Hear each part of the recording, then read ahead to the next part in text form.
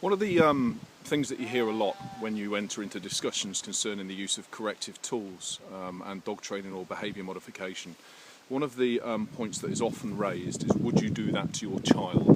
Would you use that tool on your child, or do you think it's fair, to use similar sort of methods on children? I did exactly the same thing. I produced a short choke chain video a few years back and argued the necessity of that tool, suggesting that it's unnecessary and that it's over the top. And I asked the same question: would you send your children to a school where the teachers taught by putting a chain around your necks and yanking them?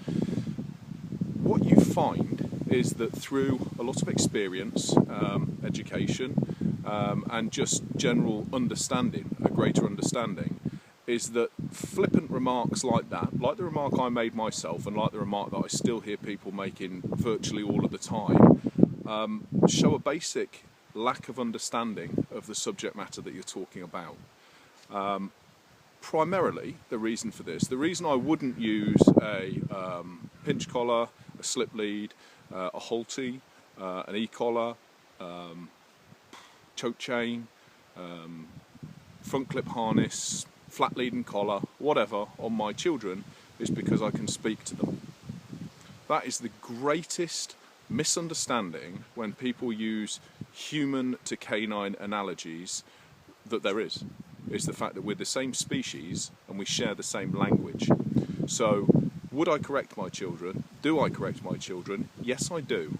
Under what circumstances do I correct my children? When they've been taught a behaviour for a circumstance, or they've been taught a response or an appropriate way of acting in a particular circumstance, and they know that that is how they should be behaving in that circumstance. So the child then chooses not to behave in that way, but instead chooses to act in an inappropriate way, perhaps a dangerous way, or a rude way, or whatever it is, something that for the circumstance is in the interests of the child or some other third party for them to behave in a different manner. So what I do is I warn the child.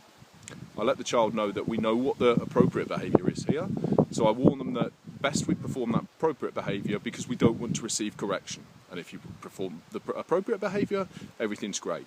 If they choose to ignore that and go on and continue to carry on with an inappropriate or a dangerous or somehow welfare compromising behaviour, then they'll be corrected. And the reason that they're being corrected is because they know exactly what they ought to be doing. They've been warned that if they continue to carry on in that manner, a correction is likely, because I can tell them, and then they continue to still do it. Therefore, the child is corrected in one way or another. With a dog, I'm not able to tell the dog that if you carry on in this way, a correction is likely. I'm able to train a dog with reward and with purely inducive methods, and I'm able to establish that initial behaviour that I want the dog to do in a certain situation. If the dog then comes into a situation where it chooses not to do that behaviour, but does something completely different instead, all I can do is give the dog the signal, the cue, which is associated with the desired behaviour. I can say to the dog, "Oh, in this situation, sit, flat, down, whatever it is, quiet, whatever it happens to be." If the dog continues to do the negative behaviour, the inappropriate behaviour, I'm not in a position to be able to say, "No, listen, mate, we've had this discussion, you understand what it is, we've been through this, I've taught you this, so best you behave appropriately for the circumstances, or else there might be..." I can't do that. I can do it with children, but I can't do it with a dog. So the only thing I can do with a dog is introduce a negative consequence. So I can show the dog what it's supposed to do. The dog chooses not to do that, so I ask for it to do it again. The dog doesn't do it again, it does something different instead. I mark it negatively, no, I correct. The dog performs the correct behaviour, I reward the dog. It's got absolutely no similarities whatsoever to do with raising... I've got 4 to do with raising children. You don't correct children when they're of a non-communicative age, but equally you don't correct puppies until they're at an age of being able to adequately understand and to be able to generalise behaviours that you're asking of them.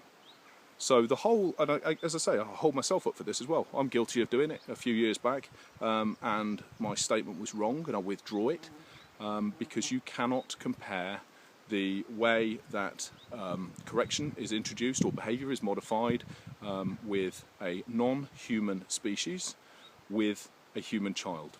They're 2 completely different things.